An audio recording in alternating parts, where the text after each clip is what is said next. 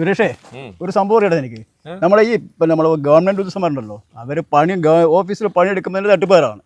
ഇപ്പൊ ഈ വേറൊരു തട്ടിപ്പ്, അവർക്ക് ഒരു പെൻഷൻ കിട്ടുന്നുണ്ടോ, അവരുടെ ശമ്പളത്തിനനുസരിച്ചിട്ട് ഒരു പെൻഷൻ കിട്ടുന്നുണ്ട്. അത് പോരാണ്ട് ഇപ്പൊ ഈ പാവം കൊടുക്കുന്ന ക്ഷേമ പെൻഷൻ ഉണ്ടല്ലോ, അത് സാധാരണ കൊടുക്കുന്നത്, അത് എഴുതിയെടുക്കുന്നവര്. അതല്ല കോമഡി. ഇവർ പണിയെടുക്കുന്ന സമയങ്ങളിലും മര്യാദയ്ക്ക് എടുക്കുകയല്ല. ജനങ്ങൾക്ക് ഒരു ഉപകാരം ചെയ്യുന്ന രീതിയിലോ ജനങ്ങൾക്ക് സഹായം ചെയ്യുന്ന രീതിയിലോ ഒരു പണി ഇവർ എടുക്കുകയല്ല. ഇവർ വിരമിച്ചതിന് ശേഷം അവന്റെ ചട്ടിയിൽ കൈയിട്ട് വരുക എന്ന് പറഞ്ഞാൽ അതൊരു സർക്കാരിനെ ശരിക്കും ചൂഷണം ചെയ്യുന്ന പരിപാടിയല്ലേ ഇത്? സർക്കാരിനെ ചൂഷണം ചെയ്തിട്ട് കുറച്ച് ഇവന്റെ എല്ലാം കണ്ണും കാതി സർക്കാർ പറഞ്ഞ സംവിധാനത്തിന്റെ കണ്ണും കാതി വരെ പോയിരുന്നത് കുറെ വർഷങ്ങളായി. ഈ പെൻഷൻ കൊടുക്കുന്ന പഞ്ചായത്തല്ലേ, ഈ പഞ്ചായത്ത് മെമ്പർ മുതൽ മുകളിലേക്കല്ലോ അല്ല, പഞ്ചായത്ത് മെമ്പറിൽ ഇത് മേടിച്ചോണ്ട് അടിയിൽ ഒപ്പിടുന്നത്.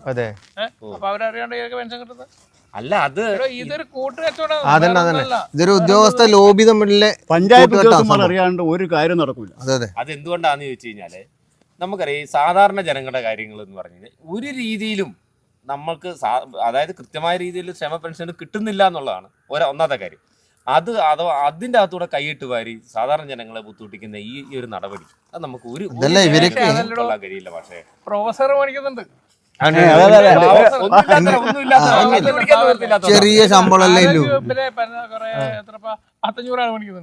എല്ലാ വകുപ്പിലും മാഷന്മാർ അല്ല, അവർക്കൊക്കെ മാഷം 10-40,000 രൂപ ശമ്പളം അല്ല പെൻഷൻ കിട്ടുന്നവരാണ്. 1000 ചില്ലറ ആൾക്കാർ മേടിക്കുന്നുണ്ട്. 40,000 പ്രൊഫസർമാർക്ക് എത്ര ശമ്പളം മറ്റേ പെൻഷൻ അറിയാം എനിക്ക് കൂടുതലുണ്ട്, 80-85,000. ഇത് ഞാൻ പറയുന്ന രഘുനാട്ടാ, ഈ പെൻഷൻ സമ്പ്രദായം ഏകീകരിക്കാൻ തന്നെ വേണം. ഇത് ശരിക്കും സർക്കാർ ഫസ്റ്റ് തന്നെ ഇതിന് ശ്രദ്ധയിൽ ചെലുത്താത്തോണ്ടില്ല പ്രശ്നം.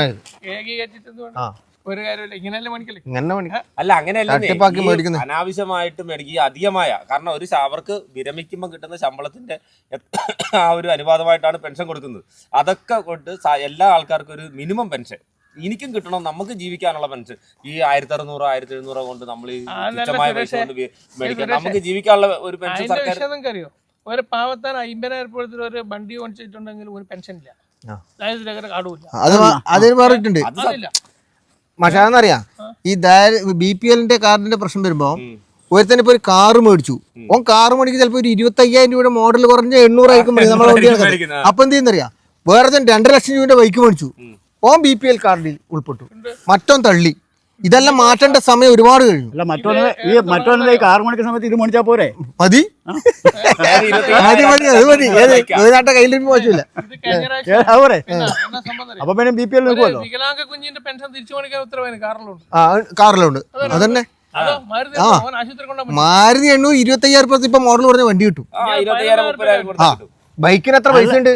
അല്ല ചങ്ങാതി, ഇവിടെ വന്നിട്ട് ഈ വൈകുന്നേരം ഈ അമ്പലത്തിന് പിന്നെ വന്നിട്ട് ഈ വാഴ കടിക്കാണ്ട് ഇതിനെതിരെ നീ നേരിട്ട് അവരോട് പോയി ഓഫീസിൽ പോയിട്ട് വല്ലതും പറയാൻ കഴിയുമോ? അത് പറയാൻ ഏറ്റവും വലിയ ഉത്തരവാദിത്തമുള്ള ആൾക്കാർ ഇവിടെ ഇരിക്കുന്നുണ്ട്. ഞാൻ പറഞ്ഞ തൊട്ട് കാണിക്കാം സുരേഷ്.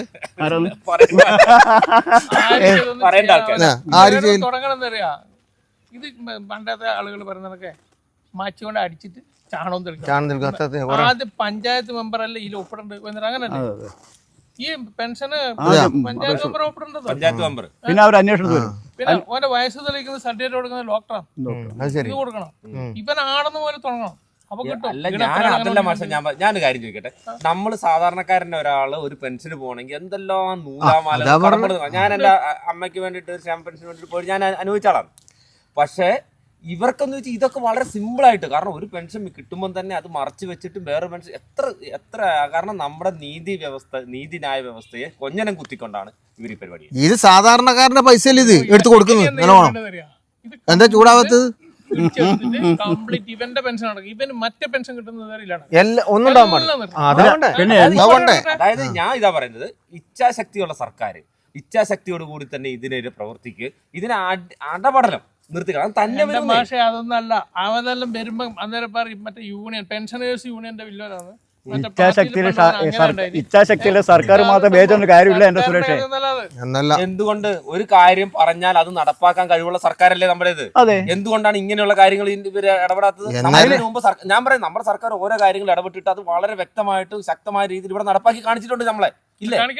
ഗവൺമെന്റ് പറഞ്ഞിട്ടുണ്ട്, കാണിക്കാന്ന് പറഞ്ഞിട്ടുണ്ട്. ഇനി നമുക്ക് നോക്കാം, കണ്ടറിയാം.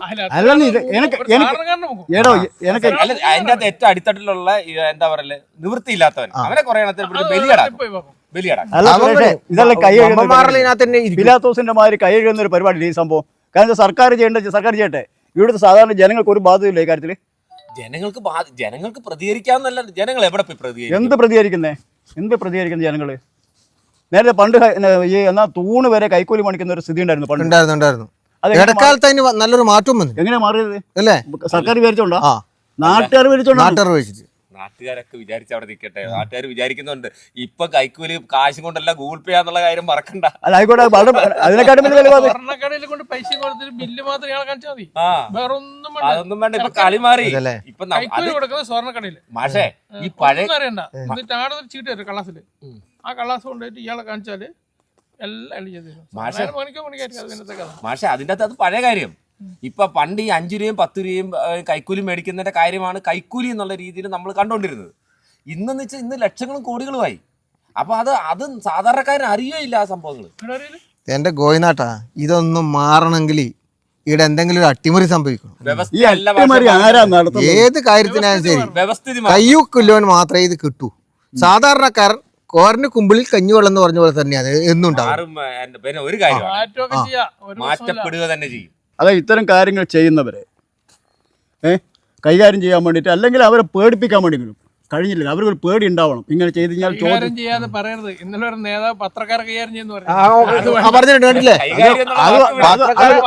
അതൊരു വ്യക്തിയാണ്, ഇതൊരു സമൂഹമാണ്. ആ സമൂഹം പിന്നെ ഒന്ന് സ്റ്റഡി ആയി കഴിഞ്ഞാൽ, ഒന്ന് തയ്യാറായി കഴിഞ്ഞാൽ, പിന്നെ ഇവർക്കെല്ലാം ഭീഷണിയായി മാറുന്ന രീതിയിൽ ഈ സമൂഹം മാറിക്കഴിഞ്ഞാൽ ഒരുത്തനും പിന്നെ തെറ്റും ചെയ്യാൻ വേണ്ടി പോകുന്ന പെൻഷൻ ആർക്ക് അർഹതപ്പെട്ടവർക്ക് തന്നെ കിട്ടുകയും ചെയ്യും. അതാ അതിന്റെ മാർഗം. സമൂഹം ഇടപെട്ട എല്ലാ ദിവസവും തീരുമാനം. അത്രയും തീർച്ചയായും.